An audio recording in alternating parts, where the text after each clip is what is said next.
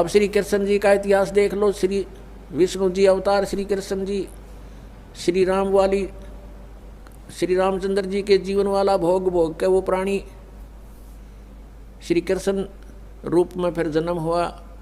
सारा जीवन दुखी रहा श्री कृष्ण, सारा जीवन जेल में जन्म हुआ, माता पिता कैद में, कभी मामा शत्रु हो गया, कभी पूतना मारने जा रही है, कभी केसी, कभी चाणोर शत्रु हो गया, कभी जरासेंग लड़ने को आ रहा है, कभी शिशुपाल से युद्ध हो रहा है, कवासुनी हो रही है, और कभी फिर काल्यवन आ रहा है।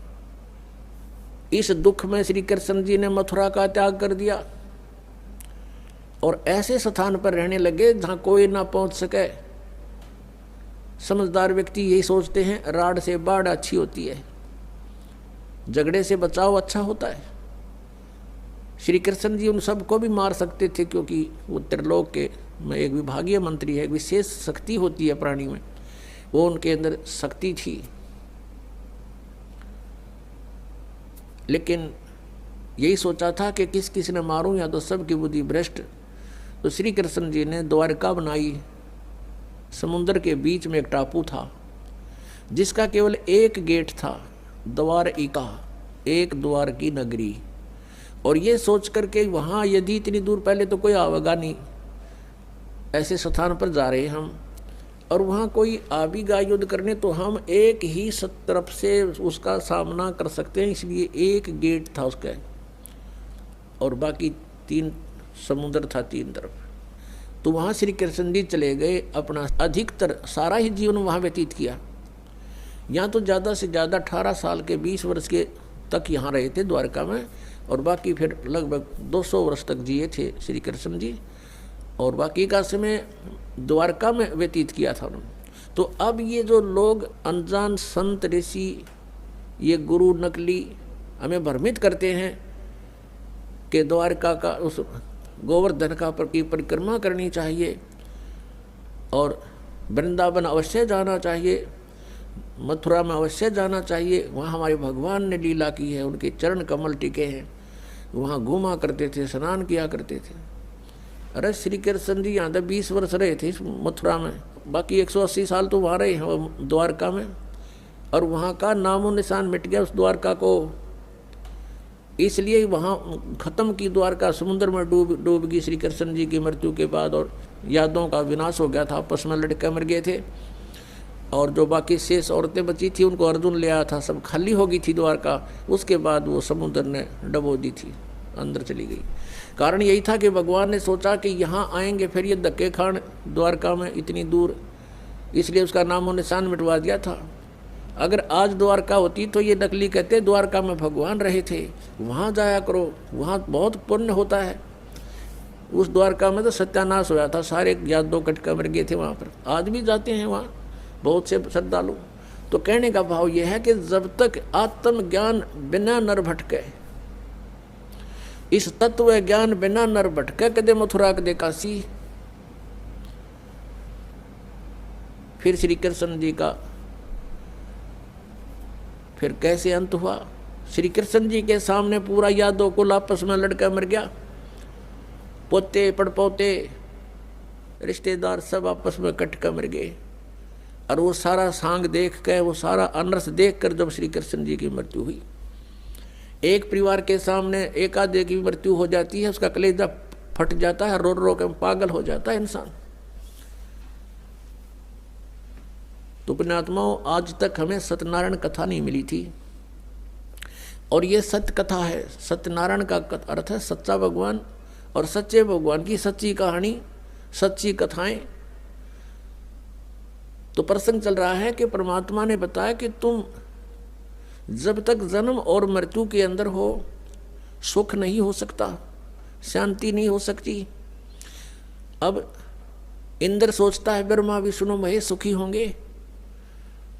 अब इन ब्रह्मा विष्णु महेश की आप देख रहे हो, श्री राम की, श्री विष्णु जी की, श्री कृष्ण जी की कैसे दुर्गति हुई। अब पुण्यात्माओं, हम सुना करते थे श्री कृष्ण जी ने पर्वत उठा लिया था, गिरिराज यानी गोवर्धन पर्वत को उठा लिया था हाथ पर, उंगली पर ऐसे। पहले तो ये विचार करो, उन्होंने वो पर्वत उठाया किस उद्देश्य से था? उन्होंने इस उद्देश्य से उठाया था कि वहां इन देवताओं की पूजा होया करती, और इंद्र स्वर्ग का राजा है, भगवान की पूजा छोड़कर इंद्र की पूजा चलती थी। श्री कृष्ण जी ने कहा भाई इंद्र की पूजा छोड़ दो, या तो उस भगवान की पूजा करो। इंद्र की कढ़ाई जो होती थी पूजा, वह बंद कर दी। देवराज इंद्र एक समझ लो स्वर्ग का राजा, और उसके अंतर्गत ये सब नहर विभाग, सिंचाई विभाग भी आता है, यानी वर्षा करना। तो क्या हुआ, जब इंद्र की पूजा बंद होगी देवताओं की, इंद्र ने सोचा इनको सबक सिखाता हूँ। इतने जोर की वर्षा, काले बादल छा गए, चारों तरफ घटा, काली घटा छा गई, और मूसलधार वर्षा शुरू होगी। व्रज नगरी को डुबोने के लिए अब चारों तरफ हाहाकार मच गया। गौवें भी रंभाने लगी, ग्वाल बाल, क्योंकि गोवर्धन वो पर्वत जो था वहाँ पर गौवें चरा करती थी, वर्षा होती थी, घास होता था, और उन दूध दाद बेच कर ये काम चलाया करते थे अपना। और वो समाप्त करने चल पड़ा कि इसको इतना वर्षा कर दूं, ये गोवर्धन पर्वत भी डूब जाए, आसपास की नगरी भी नष्ट हो जाए। तो भगवान श्री कृष्ण जी ने उंगली पर वो गोवर्धन पर्वत उठा लिया और पूरी ब्रज नगरी के ऊपर से कर दिया। सारा इंद्र बरस लिया, खूब वर्षा कर ली। सारा पानी उस गोवर्धन पर्वत के ऊपर ऐसे शौक हो गया, उसमें ऐसे मिल गया जैसे ब्लोटिंग पेपर शाही ने चूस लिया करे। आखिर में थक गया इंद्र, आके पैर पकड़ दिए कि मुझे क्षमा कर दो। कहने लगे चला जा, तेरे को कर दिया क्षमा, और खबरदार आज के बाद तूने अपनी पूजा के लिए व्रजवासियों को कंपेल किया। तो फिर वो गोवर्धन यथा स्थान पर रख दिया। अब पुण्यात्माओं जी, जो गुरु लोग हमें ये शिक्षा देते थे और ये कथा सुनाते थे, श्री कृष्ण जी ने गोवर्धन उठाया, और फिर वो इन्हों कहते थे देवी देवताओं की पूजा करो, श्राद्ध निकालो। अरे भले आदमी हो, श्री कृष्ण जी ने तो देवताओं की पूजा छुटवाई थी, तुम दंड कर रहे हो, उनके विपरीत ज्ञान दे रहे हो, गुण गा रहे हो श्री कृष्ण के, और तुम इसको भगवान बता रहे हो। परमात्मा कहा करते थे कि केवल एक इस लीला से ही तुमने उसको भगवान मान लिया, ये तुम्हारी ना समझी है, बालक बुद्धि है कि ये कंप्लीट गॉड मान लिया तुमने, गोवर्धन उठा लिया। था क्या बताते हैं परमात्मा, कहते हैं गोवर्धन श्री कृष्ण धारो और द्रोणोगिरी हनुमंत, शेष नाग सब सृष्टि उठारा, इनमें कौन भगवंत। यदि तुम एक ही इस लक्षण से, इस चमत्कार से कि श्री कृष्ण जी ने गोवर्धन उठा लिया, हनुमान जी ने तो फिर द्रोणागिरी उठाई, और आप ही लोक वेद सुनाते हो ब्राह्मण लोगों के शेष नाग के सिर पे, कहते हैं एक कूर्म है, कूर्म के ऊपर एक शेष नाग है, शेष नाग के सिर पे एक बैल है, और उसके ऊपर फिर सारी पृथ्वी रखी है। कहते तुम मानते हो कि शेष के सिर पे सारी सृष्टि है शेष नाग के, तो यो सारे ब्रह्मांड तुम्हारे पूरे ब्रह्मांड ने उठा रहा, समझ लो पूरी पृथ्वी उठा रहा। तो इनमें भगवान कौन सा है, श्री कृष्ण है या हनुमान जी है या शेष नाग है तुम्हारा भगवान? केवल इसी लक्षण से तुमने भगवान इसको कंप्लीट गॉड मान रखा, पूर्ण परमात्मा। फिर क्या बताया, कहते हैं समुद्र पाट लंका गयो, सीता का भरतारे, अगस्त ऋषि ने ये सातों पी लिए, इनमें कौन करता रे। ये इस चीज से ये परिचित थे नहीं गुरु लोग यहाँ के हमारे। वो ये कहा करते श्री रामचंद्र जी ने समुद्र के ऊपर पुल बना दिया। परमात्मा कहते हैं यदि तुम इसी लक्षण से इसको भगवान मान बैठे तो क्या बताते हैं कि समुद्र पाट लंका गयो, यानी समुद्र को आट के पत्थर उसको ऊपर रख के और लंका चला गया। कौन? सीता का भरतार। और अगस्त ऋषि ने सातों पी लिए, इनमें कौन करतार? एक अगस्त नाम के ऋषि थे, उन्होंने किसी कारणवश किसी अपनी जिद के ऊपर अहंकारवश समझो वो सातों समुद्रों को एक घूंट में पी लिया था, ऐसे चुल्लू उठाकर ऐसे पी लिया था। सब समुद्र खाली हो गया था, अकेली पृथ्वी रह गई थी। अब पुण्यात्मा, अब परमात्मा कहते, फिर ऋषियों की प्रार्थना से उन्होंने फिर वापस उसको कुरला कर दिया तो भर गए थे। ये आध्यात्मिक शक्ति है, मार्ग है, इसमें आप विज्ञान को ना अड़ाना। विज्ञान तो बालकों का खेल है।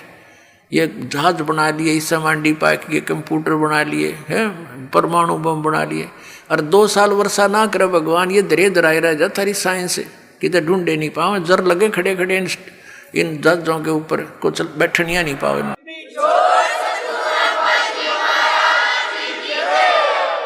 तो परमात्मा कहते हैं फिर इनमें भगवान कौन? भाई अगस्त ऋषि ने तो सातों समुद्र पी लिए थे, तुम एक पत्थर धर के पार हो गया तुम्हारा श्री राम, तुम उसने भगवान मान बैठे।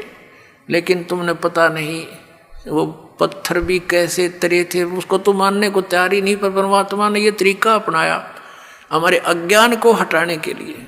श्री रामायण के अंदर एक कथा आती है कि जिस समय श्री रामचंद्र और पूरी सेना एक नाग फांस में आ गई थी, एक सिद्धि से लड़ाई होती थी, तो एक ऋषि ने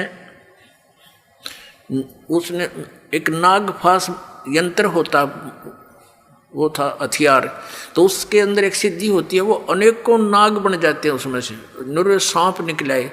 और उन्होंने सारी सेना को जो लड़ने को तैयार हो रही थी, ज्यों की त्यों लपेटे ला कर बांध दी, जैसे रस्से तो बांध दिया करे। और सारे खड़े भगवान राम भी लक्ष्मण भी नो कति जैसे ईख बांध दिया करे, नो पूरी सी खड़ी जगह जगह, और कोई सा टसमस हो नहीं पा रहा। अब 2 मिनट पाछा उसकी गर्दन काट देते सारे, सबको खड़े खड़े आओ तो विवश हो चुके थे। कहते हैं जब श्री राम ने याद किया गरुड़ को, गरुड़ आया, पक्षी है एक, उसने उन नागों को काटा, मार दिया, और तब वो श्री रामचंद्र जी बंधन मुक्त हुए। अब परमात्मा हमें समझाया करते थे, कबीर भगवान कहते हैं, परमात्मा कहा करते थे कि काटे बंधन विपत में, भाई कठिन कियो संग्राम में, चिन्हो रे नर प्राणिया ये गरुड़ बड़ो अक तुमरो राम।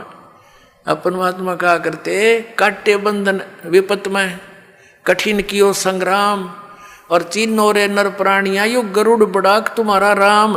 ये कौन सा भगवान है इनमें बताइए? वो तो बंधा खड़ा थारा भगवान, तो और गरुड़ नाक उसकी सहयोग करी, तो कौन सा परमात्मा? तो इसमें तो इस तरह के तर्क देकर भगवान ने खूब समझाना चाहा कबीर परमात्मा ने, पर हमारी बुद्धि पर पत्थर डाल रखे थे इन अज्ञानी ऋषियों ने।